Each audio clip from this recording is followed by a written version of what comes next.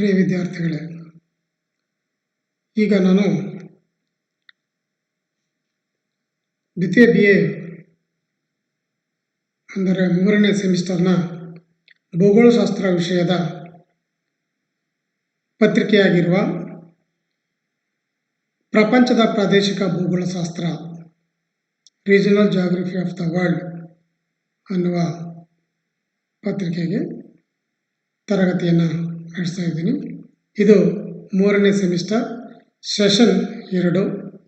ನನ್ನ ಹೆಸರು doctor Manjunatha C, ಸಹಾಯಕ ಪ್ರಾಧ್ಯಾಪಕರು.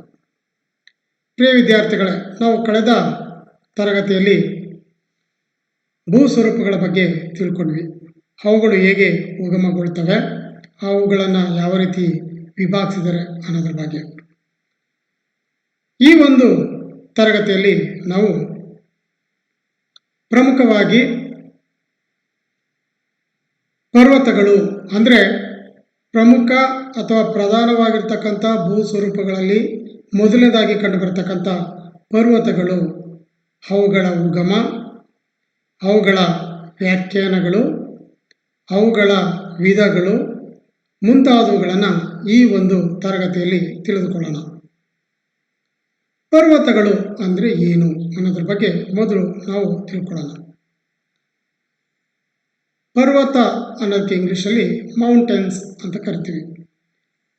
The landform that rise prominently above its surroundings, generally exhibiting steep slope, a relatively confined summit area and considerable local relief.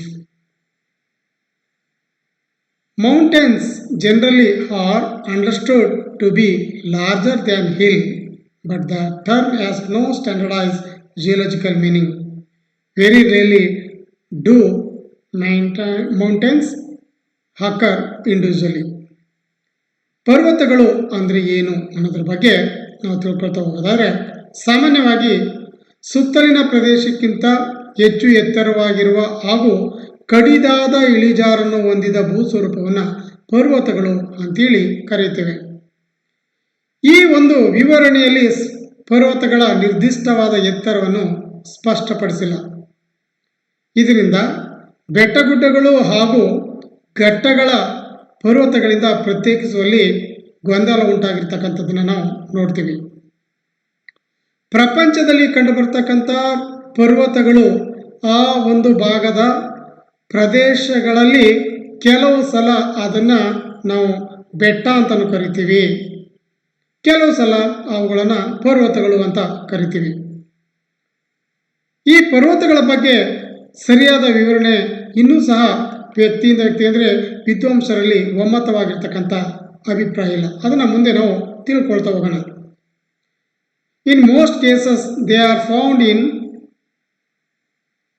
elongated ranges or chains. When a hair of such ranges is linked together, it constitutes a mountain belt for a list of selected mountains of the world.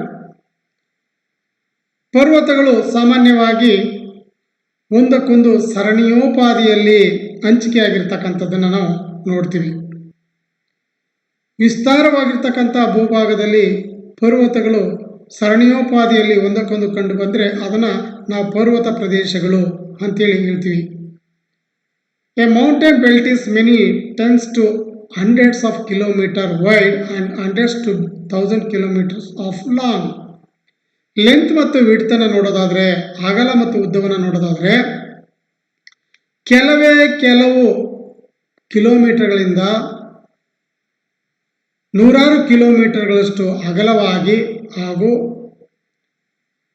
ನೂರಾರು ಕಿಲೋಮೀಟರ್ಗಳಿಂದ ಸಾವಿರಾರು ಕಿಲೋಮೀಟರ್ಗಳಷ್ಟು ಉದ್ದವಾಗಿರ್ತಕ್ಕಂಥವುಗಳನ್ನು ನಾವು ಕಾಣ್ತೀವಿ.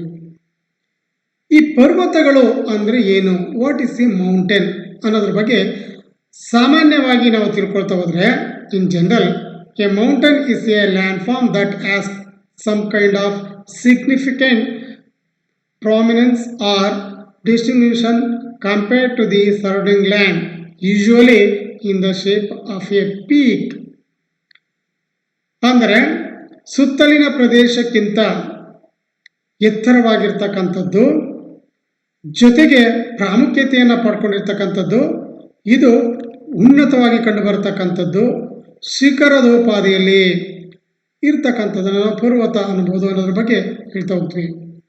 Mountains are considered to be steeper, taller and more prominent than hills. ಪರ್ವತಗಳು ಕಡಿದಾದಂತಹ ಇಳಿಜಾರನ್ನು ಒಳಗೊಂಡಿರ್ತವೆ, ಹೆಚ್ಚು ಎತ್ತರವಾಗಿರ್ತವೆ ಮತ್ತು ಈ ಒಂದು ಬೆಟ್ಟಗಳಿಗಿಂತ ಪ್ರಸಿದ್ಧಿಯನ್ನು ಪಡ್ಕೊಂಡಿರ್ತಕ್ಕಂಥವುಗಳನ್ನು ನಾವು ನೋಡ್ತೀವಿ. Mountains can rise individually but usually form in a series of mountains called a mountain range. ಪರ್ವತಗಳು ಉಗಮಗೊಂಡಿರ್ತಕ್ಕಂಥದ್ದು ಕೆಲವು ಸಲ ಏಕರೀತಿಯಾಗಿರ್ಬೋದು, ಕೆಲವು ಸಲ ಹಲವಾರು ಪರ್ವತಗಳು ಒಂದಕ್ಕೊಂದು ಕಂಡು ಬರ್ಬೋದು. ಅವುಗಳೆಲ್ಲವನ್ನು ನಾವು ಪರ್ವತಗಳ ಶ್ರೇಣಿಗಳು ಅಂತ ಕರಿತೀವಿ. The most commonly prominence is used to define mountains. ಏನಂತ ಹೇಳ್ಬೋದು ಅಂದರೆ, some authorities consider anything above 300 meters, it means 1000 feet, to be a mountain, while others make the borderline 600 meters, it means 2000 feet.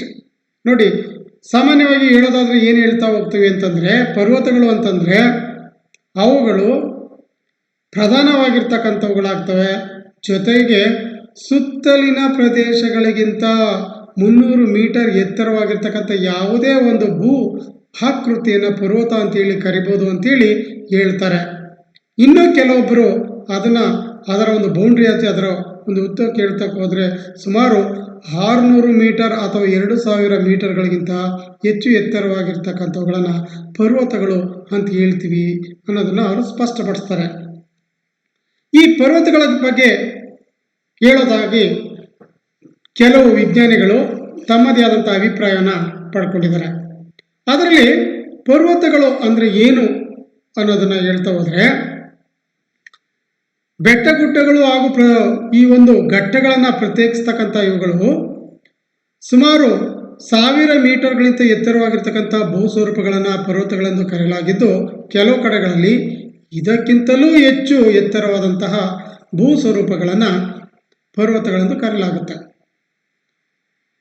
Pinch ಮತ್ತು ತ್ರಿವರ್ತ ಎನ್ನುವ ವಿಜ್ಞಾನಿಗಳು ಹೇಳಿರುವಂತೆ, ಶಿಖರ ಅಥವಾ ಶೃಂಗ ಅದರ ಪಾದ ಭಾಗದಿಂದ ಕನಿಷ್ಠ 900 ಮೀಟರ್ಗಳಿಗಿಂತ ಹೆಚ್ಚು ಎತ್ತರವಾಗಿದ್ದು, ಶಿಖರದ ಅರ್ಧ ಭಾಗಕ್ಕಿಂತಲೂ ಹೆಚ್ಚಿನ ಭಾಗವು ಕಡಿದಾದ ಇಳಿಜಾರಿನಿಂದ ಕೂಡಿದ ಮತ್ತು ಏರುತಗ್ಗು ಮೇಲ್ಮೈಯುಳ್ಳ ಸಾಕಷ್ಟು ವಿಸ್ತಾರವಾದ ಭೂಭಾಗವೇ ಪರ್ವತ ಅಂತೇಳಿ ಹೇಳ್ತಾರೆ.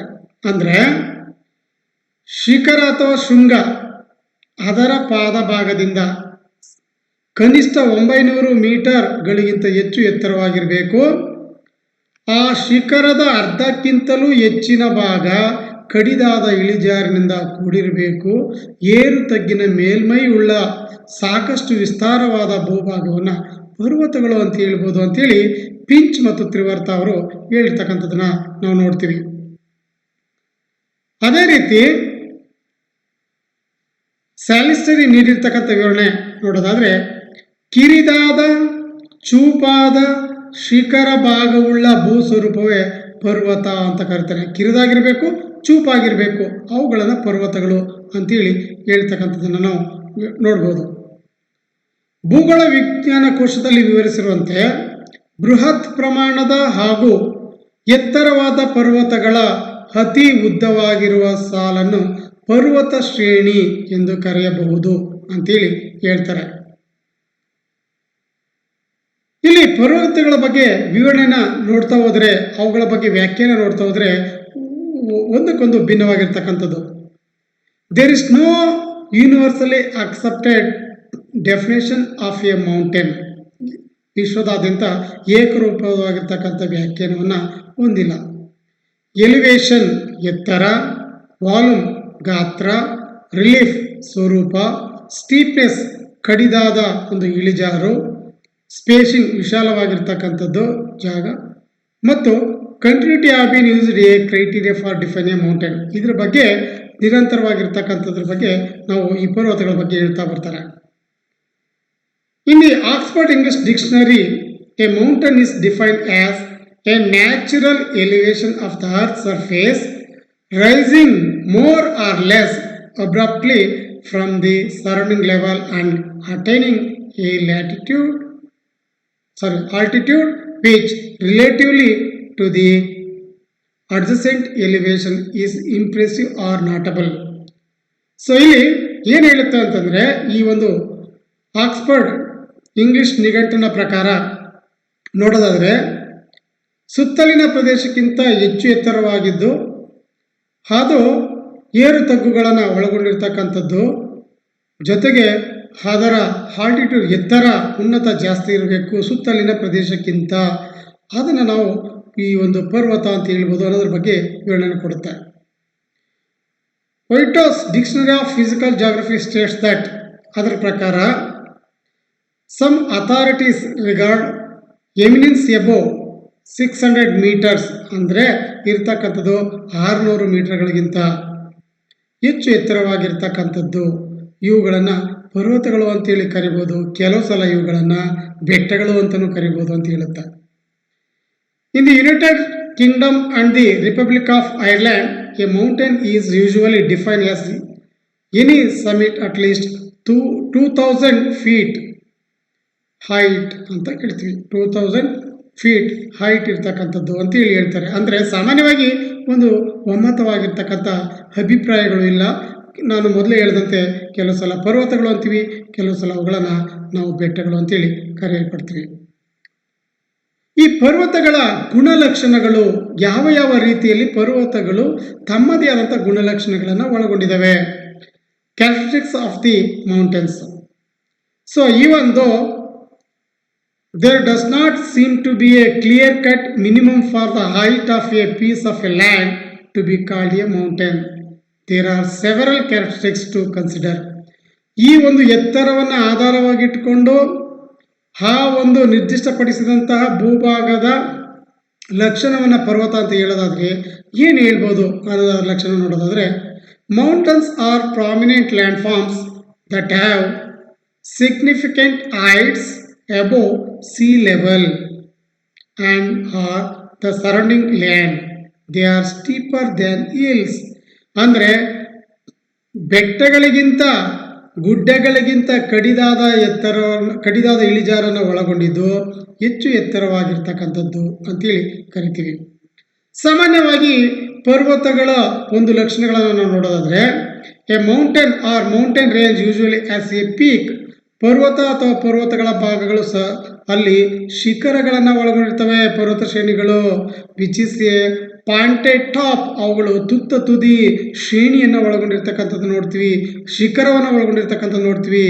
Mountains have different climates than land at a sea level and nearby flat land. ಯಾವಾಗಲೂ ಪರ್ವತಗಳು ತಮ್ಮದೇ ಆದಂತಹ ಒಂದು ನಿರ್ದಿಷ್ಟಪಡಿಸಿದಂತಹ ವಿಭಿನ್ನವಾಗಿರ್ತಕ್ಕಂತಹ ವಾಯುಗುಣದ ಲಕ್ಷಣವನ್ನು ಒಳಗೊಂಡಿದ್ದಾವೆ.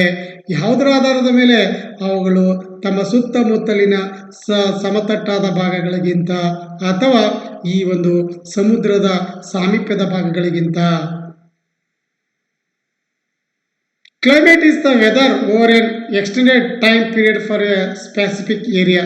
ನಾವು ಹವಾಗುಣ ವಾಯುಗುಣಗಳನ್ನು ನಾವು ಹೇಳ್ತಾ ಬಂದಾಗ ಇವುಗಳು ಗೊತ್ತಾಗುತ್ತೆ.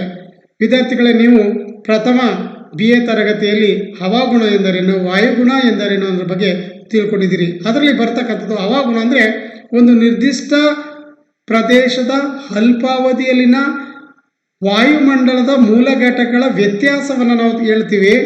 ವಾಯುಗುಣ ಅಂದರೆ ವಿಸ್ತಾರವಾಗಿರ್ತಕ್ಕಂಥ ಪ್ರದೇಶ, ಸುಮಾರು 35-40 ವರ್ಷಗಳ ಹವಾಮಾನದ ಸರಾಸರಿ ಮೊತ್ತವನ್ನು ನಾವು ವಾಯುಗುಣ ಅಂತ ಕರಿತೀವಿ. ಸೊ ಇವುಗಳೆಲ್ಲವೂ ಆ ಪರ್ವತಗಳ ಒಂದು ಗುಣಲಕ್ಷಣಗಳನ್ನು ತಿಳಿಸ್ತಾ ಬರುತ್ತೆ.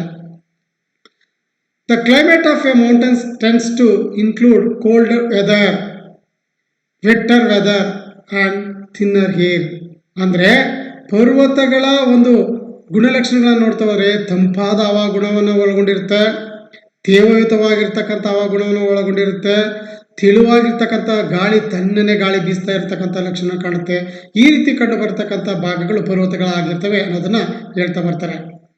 Thin air refers to the fact that at the higher altitude, ಹೆಚ್ಚು ಎತ್ತರದ ಪ್ರದೇಶಗಳಲ್ಲಿ ಈ ಮಾದರಿಯ ಒಂದು ನಾವು ಯಾವುದು ತೀಳು ಗಾಳಿಯನ್ನು ನೋಡ್ಬೋದು. ಜೊತೆಗೆ ಆಮ್ಲಜನಕದ ಕೊರತೆ ಉಂಟಾಗುತ್ತೆ ಅಲ್ಲಿ, ಯಾಕಂದರೆ ಆಮ್ಲಜನಕ ಭಾರಯುತವಾಗಿದ್ದು ಭೂಭಾಗದ ಕಡಿಮೆ ಭಾಗದಲ್ಲಿ ಸಿಗುತ್ತೆ, ಹೆಚ್ಚು ಎತ್ತರಕ್ಕೆ ಹೋದರೆ ಸಿಗೋದಿಲ್ಲ.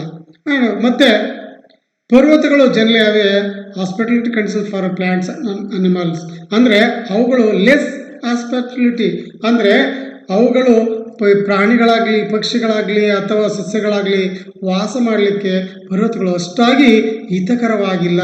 ಹಾಗಾಗಿ ಪರ್ವತಗಳ ಲಕ್ಷಣಗಳನ್ನು ನಾವು ನೋಡ್ತೀವಿ. ಈ ಪರ್ವತಗಳ ನಿರ್ಮಾಣ ಯಾವ ರೀತಿಯಲ್ಲಿ ಆಗಿದೆ ಅನ್ನೋದ್ರ ಬಗ್ಗೆ, ದ ಫಾರ್ಮೇಷನ್ ಆಫ್ ಮೌಂಟೇನ್ಸ್ ಅನ್ನೋದ್ರ ಬಗ್ಗೆ ವಿವರಣೆಯನ್ನು ಕೊಡ್ತಾ ಬರ್ತೀನಿ.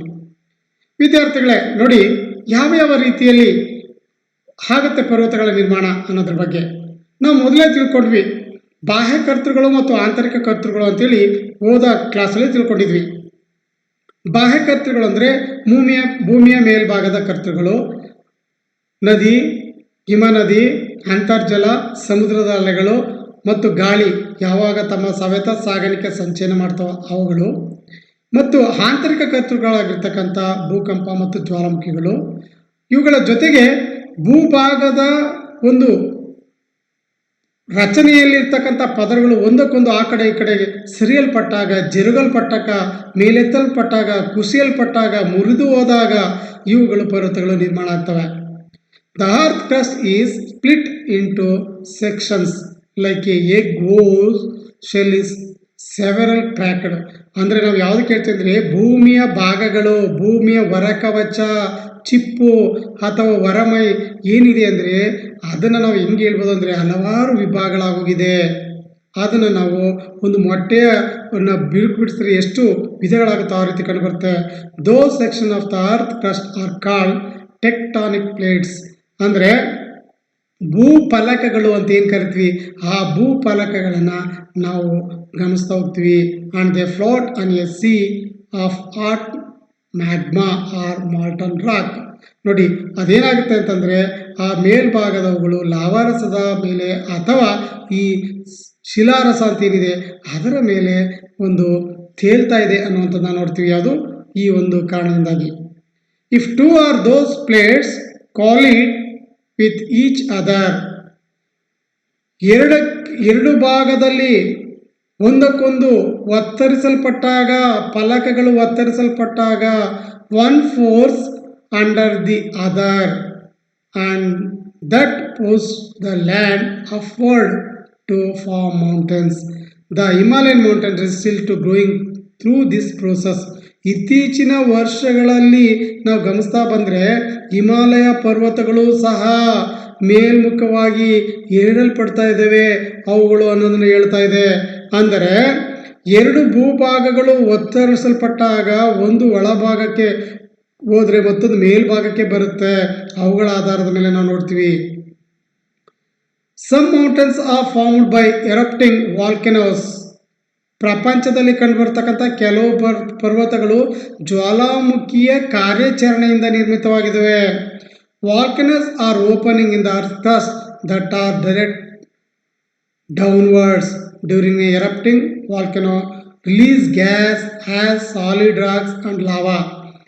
ಜ್ವಾಲಾಮುಖಿ ಸಂಭವಿಸಿದಾಗ ಭೂಮಿಯ ಅಂತರಾಳದ ವಸ್ತುಗಳಾಗಿರ್ತಕ್ಕಂಥ ಬೂದಿ, ಕಿಟ್ಟ, ಸಿಂಡರ್ ಮುಂತಾದವುಗಳು ಮತ್ತು ಹೊಗೆ, ಗ್ಯಾಸ್, ಧೂಮ ಇವುಗಳು, ಸಣ್ಣ ಸಣ್ಣ ಕಲ್ಲಿನ ಚೂರುಗಳು, ಲಾವಾರಸ ಎಲ್ಲವೂ ಭೂಮಿಯ ಮೇಲ್ಭಾಗಕ್ಕೆ ಬರುತ್ತೆ. ಅವುಗಳು ನಿರ್ಮಾಣಗೊಂಡು ಅವುಗಳ ಆಧಾರದ ಮೇಲೆ ಪರ್ವತಗಳು ನಿರ್ಮಾಣ ಆಗ್ತವೆ. ಅವುಗಳನ್ನು ನಾವು ಜ್ವಾಲಾಮುಖಿ ಪರ್ವತಗಳು ಅಂತ ಕರಿತೀವಿ. ಶಂಖಾಕೃತಿಯ ಬೆಟ್ಟಗಳು ಅಂತಲೂ ಸಹ ಕರೆಯಲ್ಪಡ್ತವೆ.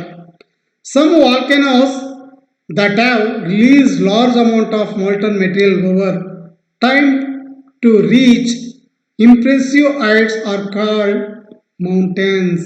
ಅಂದರೆ ಕೆಲವು ಸಲ ಅವುಗಳ ಲಾವಾರಸ ಮೇಲ್ಭಾಗಕ್ಕೆ ಬಂದು ಕಾಲಾನಂತರದಲ್ಲಿ ಘನೀಭವಿಸಿ ರಚನೆಯಾದಂಥವುಗಳು ನಾವು ಪರ್ವತಗಳಾಗ್ತವೆ. ಉದಾಹರಣೆಗೆ ಹವಾಯಿ ದ್ವೀಪದಲ್ಲಿ ಕಂಡುಬರ್ತಕ್ಕಂಥ ಒಂದು ಜ್ವಾಲಾಮುಖಿ ಪರ್ವತ, ಮೌನಲೋವ ಅನ್ನುವಂತಹ ಜ್ವಾಲಾಮುಖಿ ಪರ್ವತ, ಮೌನಕಿಯ ಅನ್ನುವಂಥ ಜ್ವಾಲಾಮುಖಿ ಪರ್ವತ, ಇವುಗಳೆಲ್ಲವೂ ಲಾವ ನಿರ್ಮಿತವಾಗಿರ್ತಕ್ಕಂಥ ಪರ್ವತಗಳಾಗಿರ್ತಕ್ಕಂಥದ್ದನ್ನು ನಾವು ನೋಡ್ತೀವಿ. ಆಂತರಿಕ ಕ್ರಿಯೆಯಿಂದ the earth beneath your feet is continuously moving. The movement of earth surface resulting in internal process. The internal process result in a portion of the earth surface getting elevated or getting sunk. ಆಂತರಿಕ ಕ್ರಿಯೆ ಮೂಲಕ, ಆಂತರಿಕವಾಗಿರ್ತಕ್ಕಂಥ ಕರ್ತೃಗಳ ಮೂಲಕ ಕೆಲವು ಸಲ ಭೂಮಿಯ ಮೇಲ್ಭಾಗದ ಪದರಗಳು ಒಳಭಾಗಕ್ಕೆ ಹೋಗ್ಬೋದು ಅಥವಾ ಮೇಲ್ಮುಖವಾಗಿ ಬರ್ಬೋದು. ಇವುಗಳ ಆಧಾರದ ಮೇಲೆ ಪರ್ವತಗಳ ನಿರ್ಮಾಣವಾಗುತ್ತೆ ಅನ್ನೋದನ್ನು ಹೇಳ್ತಾ ಬರ್ತೀವಿ. ಬಾಹ್ಯ ಕ್ರಿಯೆಗಳ ಮೂಲಕ ಅಂದರೆ ಎಕ್ಸ್ಟರ್ನಲ್ ಪ್ರೋಸೆಸ್ಸು ಏನೇನಾಗ್ತದೆ, continuous wearing down and rebuilding of the earth surface is the result of external process. A mountain is the natural elevation of the earth surface. Mountain may be narrow at top and broad at the base. ಯಾವಾಗಲೂ ಅದರ ಸಮುದ್ರ ಇರ್ತಕ್ಕಂಥ ಪರ್ವತದ ಪಾದ ಅಗಲವಾಗಿರುತ್ತೆ, ಪರ್ವತದ ಮೇಲ್ಭಾಗ ಶಿಖರದ ರೂಪ ಇರುತ್ತೆ, ಅದು ನ್ಯಾರೋ, ಅದು ಇಳಿಜಾರನ ಹೊಂದಿರತಕ್ಕಂಥದ್ದು, ಸ್ಟಿಫಾಗಿ ಕಂಡು ಬರ್ತಕ್ಕಂಥದ್ದನ್ನು ನಾವು ಕಾಣ್ತೀವಿ. The elevation of mountain is ಕನ್ಸಿಡರಬಲಿ more than that of surrounding area. We know that temperature reduce with increasing altitude. ಅಂದರೆ ಇಲ್ಲಿ ಉಷ್ಣಾಂಶವನ್ನು ನಾವು ತೆಗೆದುಕೊಂಡ್ರೆ, ಅಂದರೆ ಸಮುದ್ರ ಮಟ್ಟದಿಂದ ಮೇಲಕ್ಕೆ ಹೋದಂತೆ ಪ್ರತಿ 1000 ಮೀಟರ್ ಎತ್ತರಕ್ಕೆ ಅಥವಾ 1 ಕಿಲೋಮೀಟರ್ ಎತ್ತರಕ್ಕೆ 6.5 ಡಿಗ್ರಿ ಸೆಂಟಿಗ್ರೇಡ್ಗಳಷ್ಟು ಉಷ್ಣಾಂಶ ಕಡಿಮೆಯಾಗ್ತಾ ಬರುತ್ತೆ.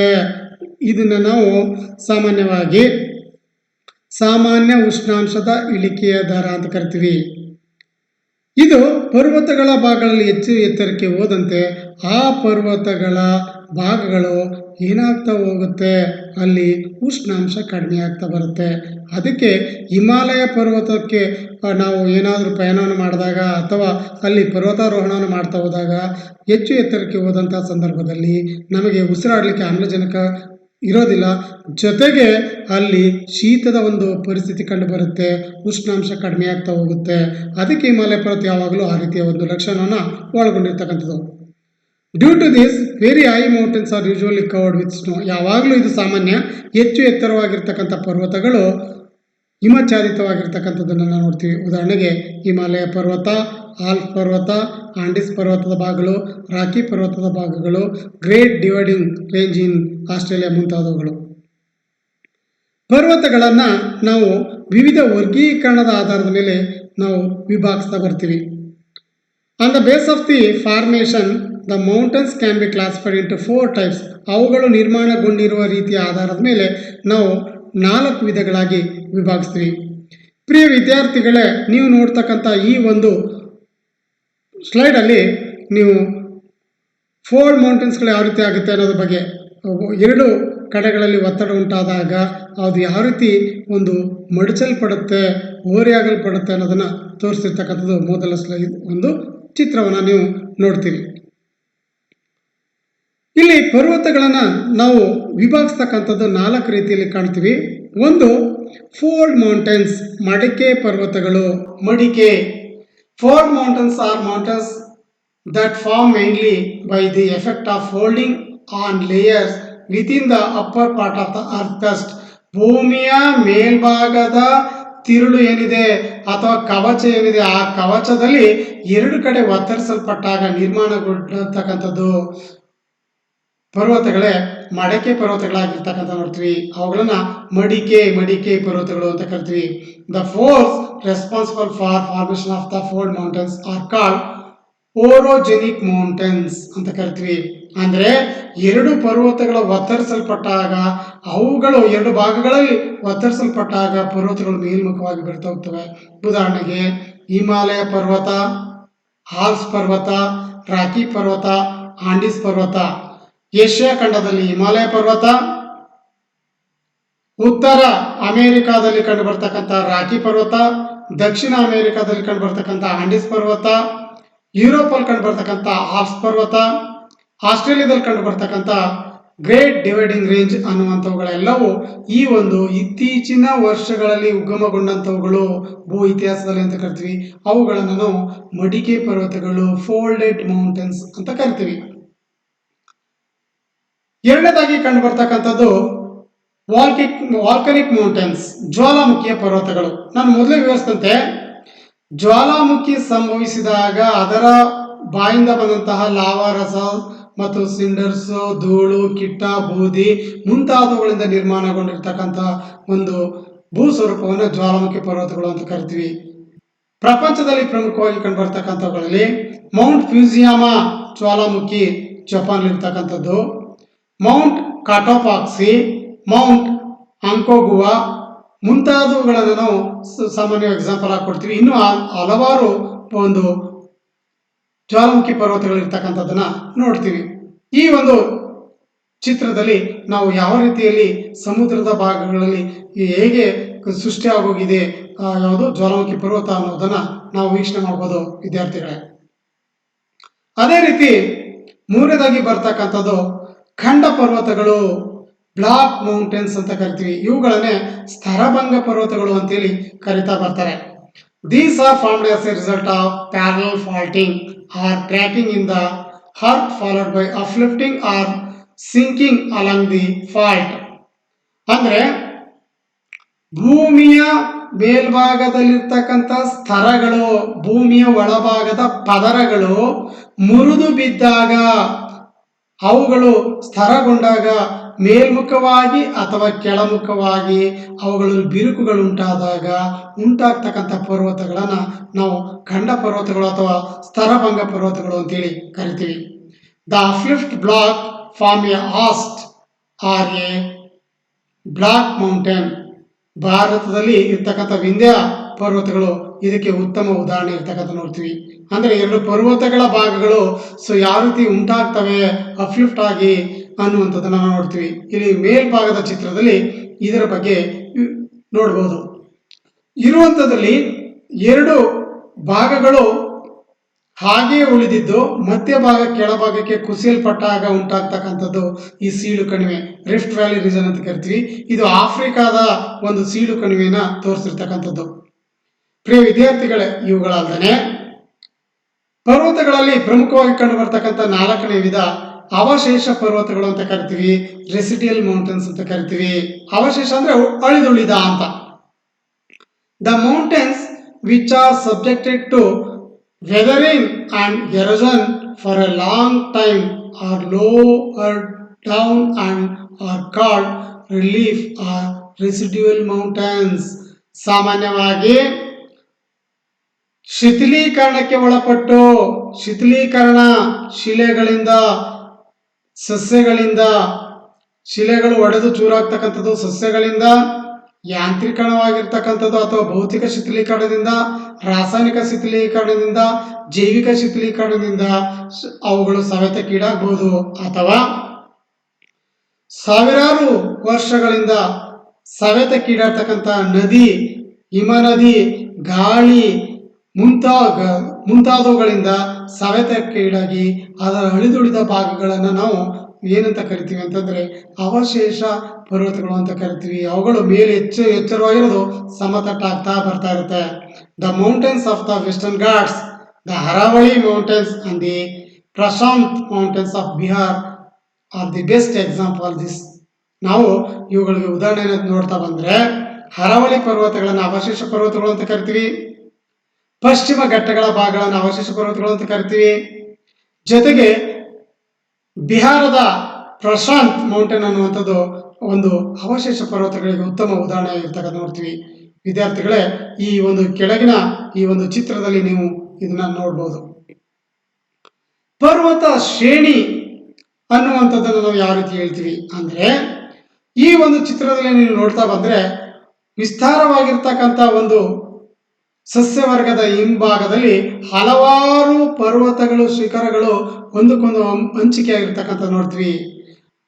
When mountains are arranged in a line then it is called a mountain range.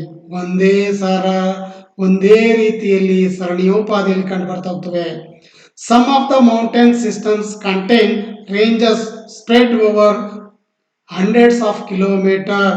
ಕೆಲವು ಭಾಗದಲ್ಲಿ ಈ ಪರ್ವತದ ಶ್ರೇಣಿಗಳು ನೂರಾರು ಕಿಲೋಮೀಟರ್ಗಳಷ್ಟು ವಿಸ್ತಾರಗೊಂಡಿರ್ತಕ್ಕಂಥದ್ದು ಹರಡಿರ್ತಕ್ಕಂಥದ್ದನ್ನು ನಾವು ನೋಡ್ತೀವಿ. ಧನ್ಯವಾದಗಳು ವಿದ್ಯಾರ್ಥಿಗಳೇ. ಈ ಒಂದು ತರಗತಿಯಲ್ಲಿ ನೀವು ಪರ್ವತಗಳ ಒಂದು ಅರ್ಥ, ಅವುಗಳ ಉಗಮ, ಅವುಗಳ ಲಕ್ಷಣಗಳು ಹಾಗೂ ಅವುಗಳ ವಿಭಾಗಗಳು ಮುಂತಾದವುಗಳನ್ನು ತಿಳ್ಕೊಂಡ್ರಿ. ಇನ್ನು ಮುಂದಿನ ತರಗತಿಯಲ್ಲಿ ಈ ಹೆಚ್ಚಿನ ವಿಷಯಗಳನ್ನು ತಿಳ್ಕೊಳ್ಳುವರಾಗುವಿರಿ. ಧನ್ಯವಾದಗಳು.